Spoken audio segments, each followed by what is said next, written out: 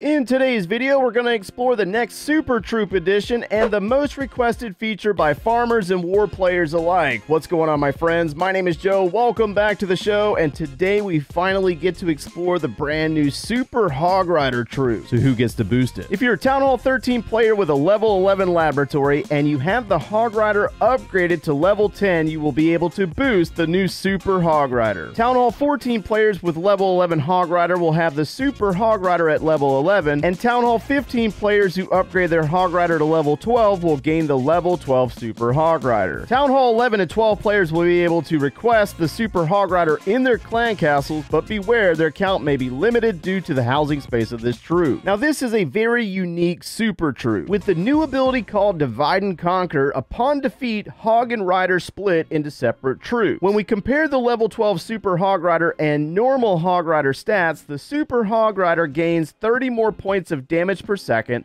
470 points of health, and 7 more housing space at 12. When we click the button again, we're going to discover that there will also be a Super Hog stat as well as a Super Rider stat. So here's how the Super Hog Rider works. When you drop this troop, he will act just like a normal Hog Rider by jumping walls and targeting defensive buildings. When the Super Hog Rider is destroyed, the Rider will dismount the Super Hog, regaining about 40% of the troop's original health, and will target any buildings left behind. The Super Hog, however, will regain about 60% of the initial troop's health and will continue to attack defenses. The Super Hog can jump walls to reach defensive buildings, but the Super Rider cannot. He will run around the map just like a normal melee troop. The Super Rider does have 2 times damage when attacking walls to avoid them getting stuck in a compartment for the length of the attack. When compared to the normal Hog Rider, their initial functionality are literally the same. The only real difference is their higher health and damage per second, plus the special ability which gives the Super Hog Rider the advantage since you gain more destructive value than the normal Hog Rider just clearing defenses. Another advantage of the Super Hog Rider is that the dismounted Super Rider does chase down and attack skeletons from traps.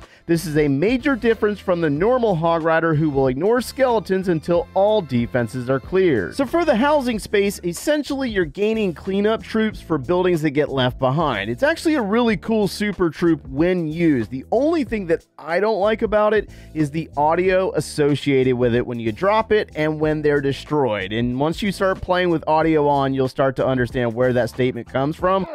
Super Hog Rider!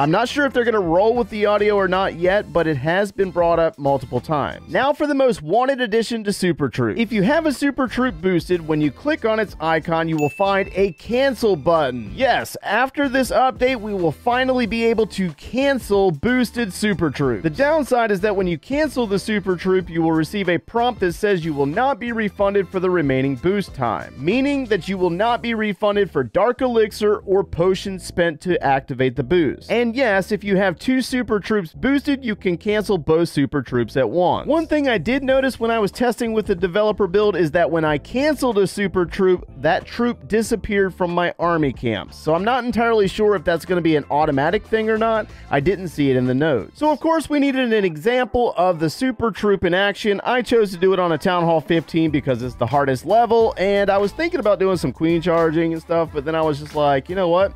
I want to see what the Super Archers and the Blimp can do right now with this new build. So we bring in our Battle Blimp, and of course we're going to do the Super Archer Clone Blimp because it's like super OP, and this base was perfect for it. Dropping our Rage, moving our Invisibility to take out that brand new level 6 Eagle Artillery. They're going to keep going. Let's go ahead and speed it up because this portion is about the same realistically. Super Archers clearing the Town Hall. When the Invisibility spells run out, they're going to pull the Clan Castle troops, or most of them. So here comes our rocket balloons. Let's go ahead and work our way into our queen charge up top. She's going to deal with those also speed it back up because this portion is pretty standard. Now we're going to bring our Super Hogs in from the right side, and one of the things that I did not test is whether the rider will attack the Archer Queen or not, because, you know, Super Hog Riders or Hog Riders against a hero tends not to work out very well. So here comes our Super Hog Riders with our Grand Warden. We're going to bring in a Headhunter to assist with the defensive queen, and come to find out there were actually some Clan Castle troops still in there.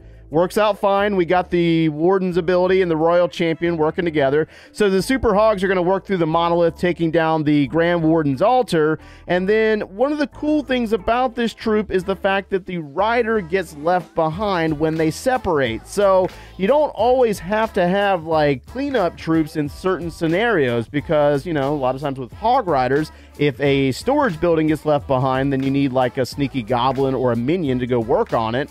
In this case, you really don't need one, because there goes the riders working on the storage. Perfect. I mean, it works out perfectly. So our troops are going to work through the rest of this base with the Royal Champion. Obviously, with the Super Archer clone blimp, this base was super easy to take down, but I wanted to show you those riders in action because this is actually one of those supers I expect to see a lot more of.